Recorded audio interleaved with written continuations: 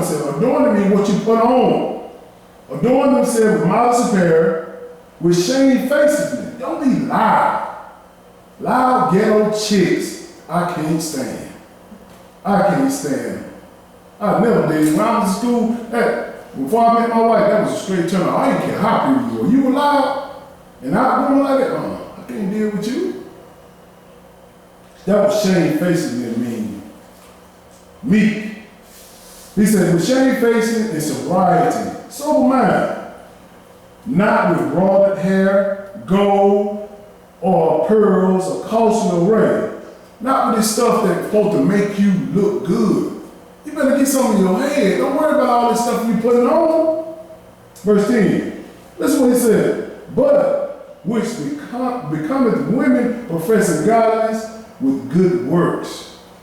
That's how you profess yourself as being godless, with the good works. What good work? This book and being a woman. Be this conditional woman. Verse 11. It says, let your women learn, let the woman learn in silence with all subjection. And this is what this Bible study is all about. Let them learn in silence. But if the man you choose can't teach you in there, you can't be silent, because that joke is dumb. But you got a man of God that you choose right, not because you say your butt look good, your breasts look good, or your hair look good. He said, man, you know what? She love kids. She can keep a job. She don't like to go out to the clubs. She's a homebody. She ain't caught up in all them little TV shows, trying to be like them people on the show, Love and Hip Hop. All this crazy stuff they're doing. Caught up in the mind. That's how you choose why. But he said, verse 11, he said, let the women learn in silence with all subjection. Believe me. If a man got some knowledge, she ain't got no problem coming under him. Cause she know that dude gonna take care of her. But she's not gonna be under subjection to you. You can't take care of yourself. She got to take care of you. This for the woman, but I'm telling you a little part about the men. We're gonna get to the men another lesson. Let's keep moving. Verse 12. And he said, but I suffer not a woman to teach, nor to assert authority over the man, but to be in silence. For Adam was first formed and then Eve. That's a little hint for all the women preachers inside the churches. Like I said, we can get on that, but he said, I suffer not a woman to teach. Meaning that you don't supposed to be teaching inside the pulpit. He ain't talking about you going out there talking about the word. You don't supposed to assert authority over a man, standing where I'm standing. But you got a lot of that going on today. But we're dealing with the condition of the woman today, and how to choose a good mate, and most of all, how to be a good mate. Let's go to 1 Peter chapter 3, verse 1. Like I said before, people, sisters and brothers, beat the cat in the head. Find out what's going on in his brain before you find out what's going on in his bed. Believe me, when you find out what's going on in his head, you're going to run away from him. 1 Peter chapter 3, verse 1.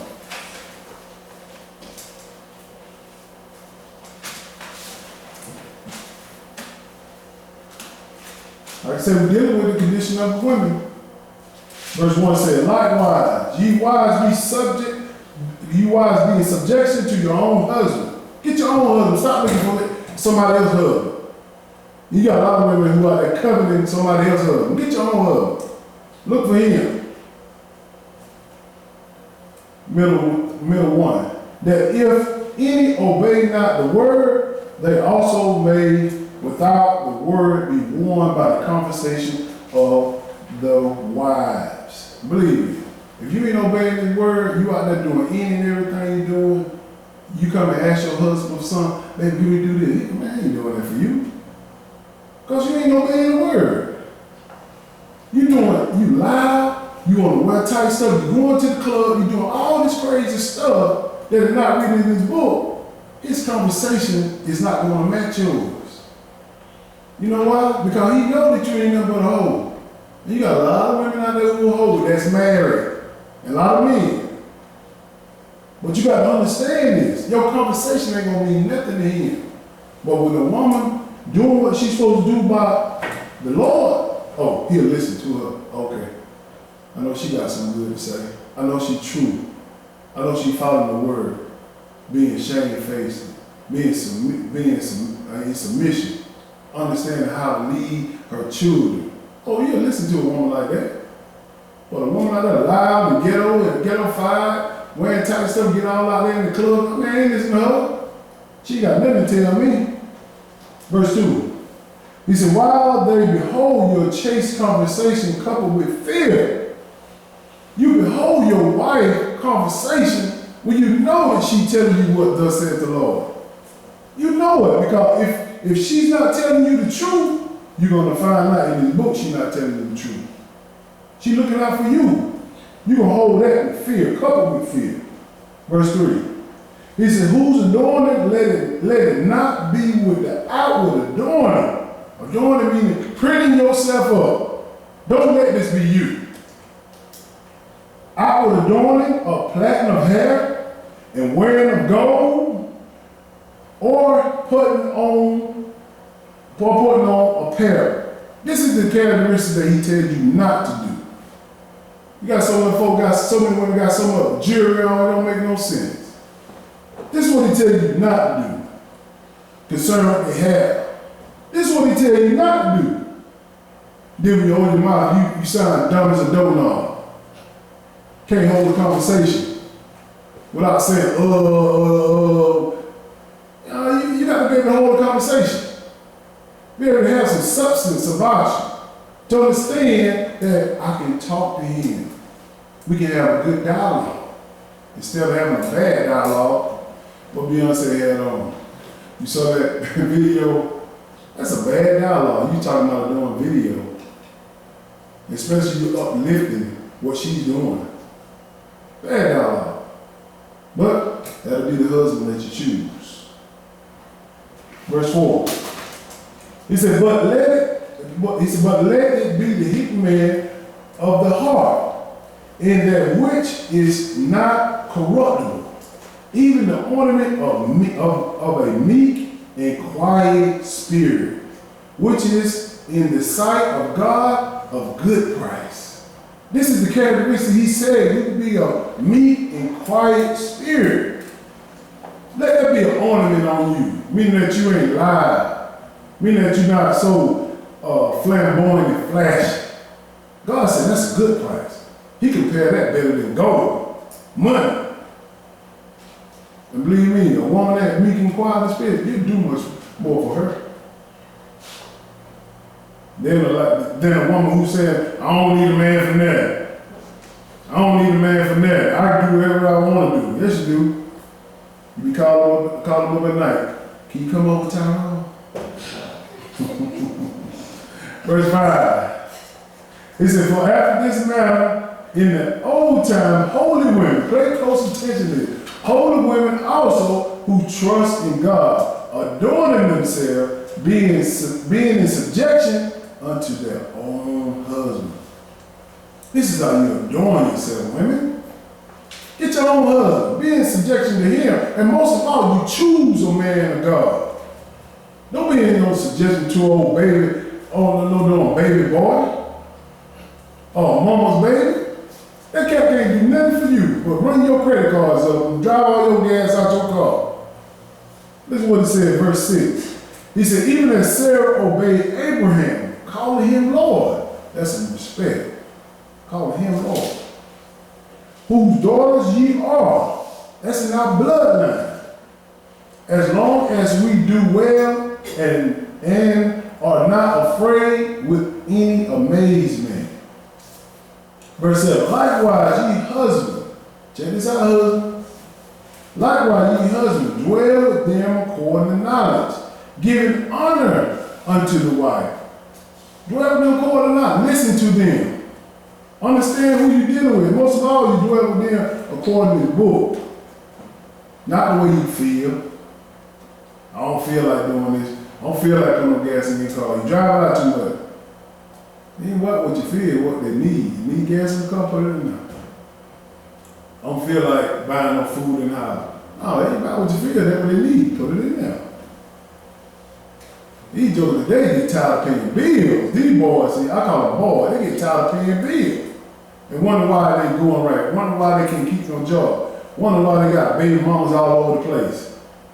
Because they feel like this one don't work, I'm gonna move on. I'm gonna move on. But anyway, let's start this over. Verse 7. He said, likewise, your husband, dwell with them according to knowledge, giving honor unto them, unto the wife, as unto the weaker vessel. You don't be talking to her like she no dude. She's the weaker vessel. Meaning that you go out there and change that tire. I see some guy going like that woman pumping the gas, he's sitting in the car.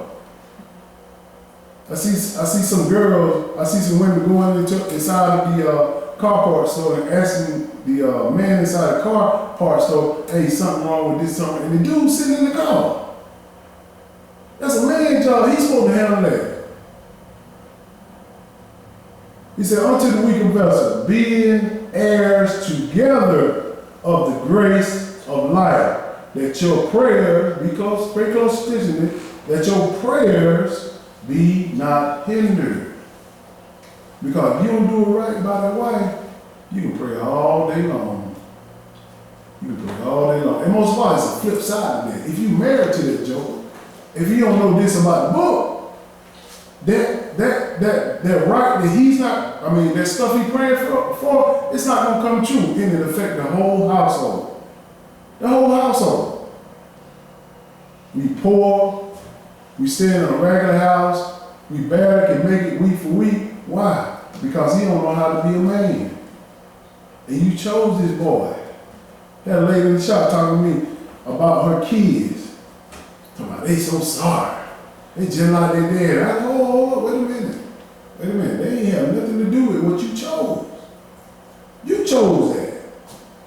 If you want to blame somebody, you blame yourself. You chose to lay down with that man. You chose to have them kids. That's your choice. So you didn't choose the right man. Oh yeah, verse 8. Okay, we finished that. Now let's go to Proverbs chapter 31. Let's look at how to be a good woman of God. If I tell women like this, that's a powerful woman to follow in Proverbs chapter 31. Man, she's something serious. But if you can come close to her, you're a bad woman, boy. You won't be singing along. And most of all, if you come close to her, your man most definitely, he gonna make sure you taking care of her. Let's look at the example for the women so they understand. Someone worry about how big their butt is. That's how they gonna get a man. It's dumb. That's the dumbest thing I ever heard in my life. And the only thing you're gonna attract is a ghetto dude, a ghetto man. That's it. He ain't gonna stay with you long. He gonna use you up and on to the next big butt. But you gonna get it straight from me. I'm gonna show you. I'm gonna read it to you. Proverbs chapter 31 and verse 10. Let's look at this virtuous woman. He said, who can find a virtuous woman? For her price is far above rubies. And boy, in this day and time, boy, you can't hardly find that virtuous woman right here. But these jokers right here, let me get off there. Listen what he said right here. Verse 11. Proverbs 31 verse 11. He said, the heart of her husband doeth safely trust in her, so that he shall have no need for spoil. He ain't got no need for nothing when he got this woman, this virtuous woman inside the household. She taking care of the business. He ain't got to be getting up looking for no clean drawers. He ain't got to be worried about any food and cook. He ain't got to worry about that, because she going to take care of the business of the household. But you got to even you ain't stop by the store? You could have bought something from McDonald's. They ain't worried about cooking. They worried about you bringing them something so they won't have to cook. This is what he said. The heart of a husband do is safely trusting her, so he that have no need for spoil. They're just talking about food or materialistic things inside the house. I just used the example about food. Verse 12. She would do him good and not evil. Not evil in all the days of her life. This is what this prophet right there, one woman, she gonna do him good. She seeketh wool and flax and working willingly with her hands. Willingly with her hands. You barely can find women who saw a button on the shirt today. They can't do nothing but lay up there and complain about what they don't have. Go out there and do something. Bring something in the household. Don't limit yourself like that. Show your husband that, hey, she trying to do something for this household. And believe me, he gonna recognize it. If he don't recognize it, you married a baby, a mama's baby. Verse 14. She's like a merchant ship. She bringeth her food from far. And she got a lot of stuff coming in. Like my wife do coupon. And she brings so much stuff in the house, I don't know what it's coming or going. So she like a merchant ship. She making the household, she building the household up so we won't have need of soap. I'm using my household example. No soap, washing powder, all that stuff right there, she taking care of business on that. And I appreciate it because, boy, I don't spend a lot of money on this stuff.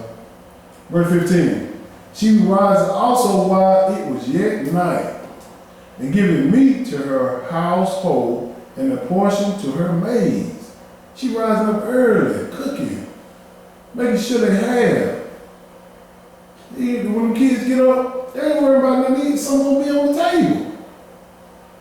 And she said a portion of her maids. She gonna give a portion off to, if she got any people working for her, she have so much she can give to them. John 9, verse 21. Verse 20, excuse me. She stretched out her hand to the poor. Yea, she reaches forth her hands to the needy. You got most people there, but they can't give a dollar without complaining. Oh, I ain't giving you no dollar. Just give it to them. Or give them what you can give them. Don't worry about all that. God will bless you. What's a dollar? I said, what's a dollar to me? I give it to them. What's a dollar? Just give it to them. Give them quarter. Give them whatever. Just give them something. Just give it to the needy. This is the characteristics of a godly woman. This is what you're striving for. Not striving to be like Beyonce and Kim Kardashian. Them hoes. That's what these girls striving to be like. Nicki Minaj and all that. These cats, that's nothing. That's going to fade away. You need somebody you can grow old with. Verse 21. And she's not afraid of the snow, for her household, her household are clothed with scarlet. Meaning she's prepared for the winter. Everybody got coats. Ain't nobody freezing. The snow coming, it freezing. We got stuff because she prepared. When they talk about scarlet, she got some good stuff because she prepared beforehand to take care of her household. John 9, verse 23. He said her husband, this means her husband is known in the gates when he sitteth among the elders of the land. The reason why I read that? Because if her husband is sitting before the elders of the land, guess what? She chose a good man. But if her husband is sitting before some balls in a jail, she chose a Jody. She chose a mama baby. He said before the ward, the correction officer. This is what you're doing. You got to choose the right mate, your spouse. You got to choose here. Verse 23 again. Her husband is known in the gates when he sitteth among the elders of the land. One thing about it, when my wife come out there and they say, oh, that's Jeff White right there. Okay. They respect that because I ain't going to make her look bad. Period. I strive off respect. I'm not going to make my kids look bad. They gonna say something like, oh, I know your dad. You ain't never hear nothing but like, I ain't gonna put nothing out there to make them feel ashamed of me. At all. Jumping down to verse 26. Still dealing with this God, this virtuous woman that these women need to be striving for. You didn't read the whole chapter good. Verse 26. She opened her mouth with wisdom, and her tongue is the law of kindness. Well, I'll tell you, you listen to some of these ghetto-fied chicks, well, they joking right here like, man, you got a doodle sandwich in your mouth. You so loud, speaking all this filth. That's what it compared to me. Just filth. Ain't nothing positive coming out your mouth. You always complaining, you always talking about people, you're always just negative. Nothing uplifting. This is what it is. This is a self-check for women. And also men. You better choose the joke, I'm telling you. Men, you better choose a woman not like this. You better choose people that lie. Just bring all the crazy attention to themselves. He said, law of kindness. Where do you think she got that from? She got it from the book. The law. If you ain't talking about the law, you ain't talking about nothing. Verse 27. It says, she looks well to the ways of her household, and eateth not the bread of idleness. Just sitting there sucking a thumb. Ain't thinking about nothing but the next TV show to come on. Facebook all day, Twitter all day, house in a mess, idleness. Oh, I just didn't feel like cleaning up there. I do it later. Oh man, I'm supposed to go to class today. I'll do it later. I can make it up. Idleness. You don't want to be a lazy chick like that. Lazy. Verse 28. Her children arise and call her blessed, and her husband also, and he praises her. This is what you want. Your children say, hey, my mom, they ain't ashamed of you. She blessed, look at her, she do this, she do that. If you find a kid never say nothing about their mama, boy, you know he ashamed of her. Never say nothing about the mama, never want nobody to see her. Don't want her to come out to the school. They ashamed, because they know if she come out to the school, they're going to find out how really dumb his mama is. How really ghetto-fied his mama is. You don't want that to be you women. You want to be like this Proverbs 31 woman. Because everything, if you associate yourself as being a good lady by the clothes you have on, how big your breast is, how big your butt is, you associate yourself like that, what you gonna do when you get old and saggy? It ain't gonna last long. Jump down to verse 30. The book gonna tell you. He said, favor is deceitful and beauty is vain. But a woman that feareth the Lord, she shall be praised. See what he said? Favor is deceitful. You get favors because, oh, she look good, come on in there. Favors. I want when you get old, they're going to tell you, come on in here. When your teeth missing out your mouth, come on in here. They don't tell you nothing. Oh, no, you used to look like that, but we can't use you no more. And that's what a lot of women come up on, the way they look. And men too, but we deal with women today. He said, favor is deceitful and beauty is vain. Beauty is vain. You know, vain is evil. If you always think that about your looks and I gotta look like this, I gotta look like that. I saw Kim had this on, I saw Beyonce had this on, I gotta come close to it. That's all you thinking about? You ain't thinking about putting nothing up here in your brain? He said, but a woman that fears the Lord, she shall be praised. And I believe I've seen some women who didn't look that good, but the conversation was so pleasant, you forgot about the way she looked. And I never could understand why a lot of men would be with these ugly women. I ain't saying, but I'm just saying, a lot of men would be with these not so good looking women, but then once I hear her conversation, I said, oh, I see why you with her. She got something right there. She brings more to the house than her good looks and her big butt. That's more, you can use that knowledge more than you use that. Well, let me get out of that. But anyway, let's go to Ephesians chapter 5.